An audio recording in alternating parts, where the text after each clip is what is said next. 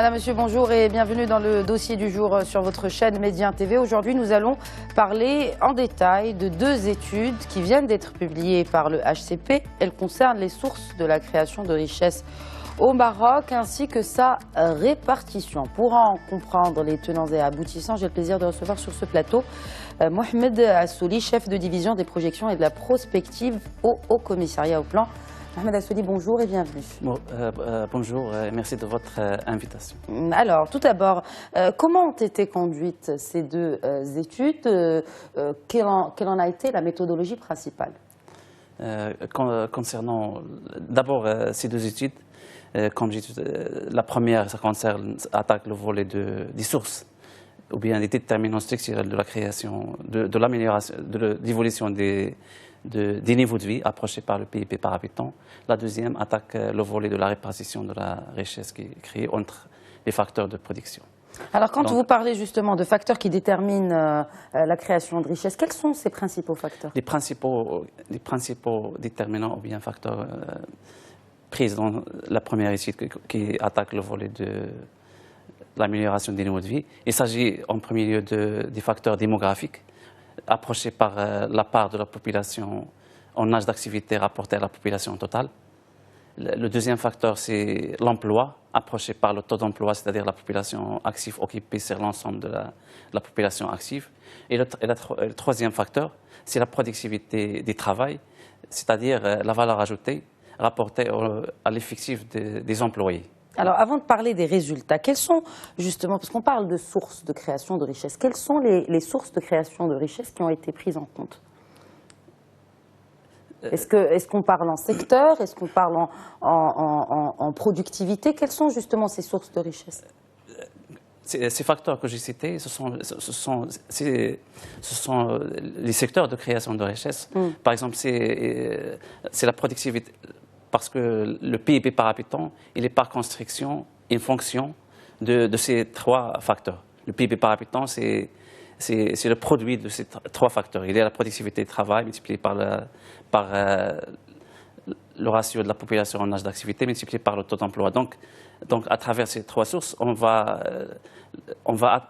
connaître la contribution de chacun de ces trois facteurs dans la croissance des niveaux de vie, ou bien des PIB par habitant. Très bien. Alors, puisque vous parlez de PIB par habitant, de produit intérieur brut par habitant, selon cette étude, eh bien, ce PIB s'est accru d'un peu plus de 3% entre 2001 et 2015. À quoi exactement attribue-t-on cette évolution, Mohamed Assouli? D'abord, une petite précision, il s'agit de la croissance des PIB par habitant, ce n'est pas des PIB. Oui, de PIB par habitant. Par habitant. Donc, globalement, entre 2001 et 2015, en moyenne, la contribution la plus importante a été de la productivité du travail, qui a contribué à peu près avec 92,5% à cette croissance. L'effet démographique, il a participé à raison de 19,8% à cette croissance, bien sûr. L'emploi a contribué négativement à cette croissance de l'ordre de moins 12,2%. Alors, parce qu'on parle de croissance de PIB par habitant et on parle aussi de baisse, de tendance baissière sur le taux d'emploi. Donc, toujours selon cette étude sur les sources de la création de richesse au Maroc et sa répartition menée par le Haut Commissariat au Plan, alors, elle démontre que le taux d'emploi est passé de 45% en 2001 à 42,7% en 2015. Pourquoi? Pourquoi cette tendance baissière? Toujours selon l'étude, est-ce qu'il y a un secteur qui a affecté ce taux d'emploi? Bien sûr, dans l'étude, on a attaqué le volet des principales branches d'activité économique. Il y a bien sûr des branches qui ont connu plus ou moins des baisses, et il y a d'autres branches qui ont plus ou moins qui ont recevé de l'emploi. D'accord. Donc, Quels sont ces secteurs justement qui ont reçu de l'emploi et quels sont les autres qui en ont perdu? Parmi les branches qui ont reçu de l'emploi en termes ratio, ils ont gagné en termes de ratio flottant. Dans le temps, c'est par exemple le BTP. Il y a aussi les banques, assurances et activités immobilières, ils ont reçu. Et bien sûr, les pertes ont été enregistrées au niveau de la branche agriculture et la branche industrie. Mais et globalement, un des volets qui ont été attaqués par ce suicide, c'est de voir quelle a été la contribution de la mobilité intersectorielle, c'est-à-dire la migration des travailleurs entre les branches d'activité économique dans cette croissance des PIB par habitant de 3,2. Et globalement, il a été de l'ordre de 30% de l'amélioration de la productivité de travail. Il a été positif, mais on peut dire qu'il est faible. Justement, une croissance de 3,2% en quasiment 15 ans, est-ce que c'est suffisant, Mohamed Assouli? On l'a dit dans l'étude, clairement, c'est une croissance modérée.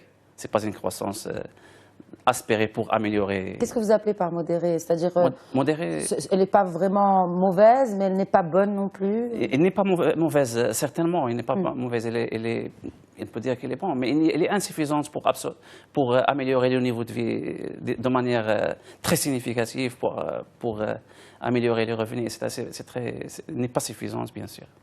Alors, justement, Mohamed Assouli, quand on parle de répartition de richesse, de quoi s'agit-il exactement selon cette étude? D'accord. Selon cette étude, la répartition de la richesse, il s'agit de la répartition de la croissance de la valeur ajoutée nationale entre 2000 et 2014. Et il s'agit des surplus de productivité. Ça veut dire que c'est la part de la croissance économique dégagée qui ne provient pas de l'augmentation des volumes de travail ou bien des volumes capital. Il vient du cadre global d'organisation, de l'efficience, d'innovation, etc. Donc ce sont ce qu'on appelle le surplus de productivité. Ce surplus de productivité, à travers cette étude, on a essayé de le distribuer, comment il est distribué aux facteurs de production.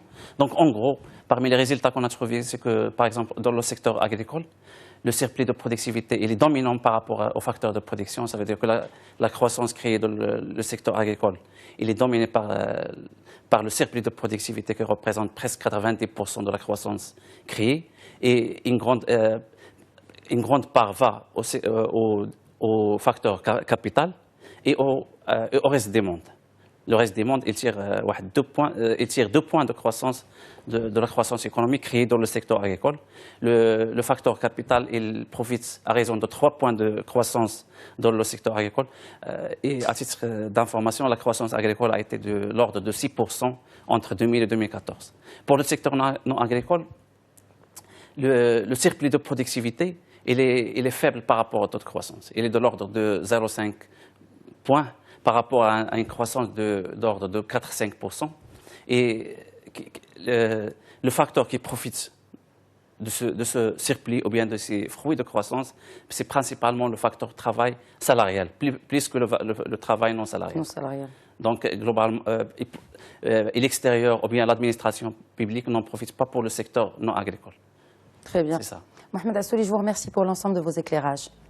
Merci. Et merci à vous de nous avoir suivis. L'info continue sur Médien TV, Médien TV Afrique. Merci de rester avec nous.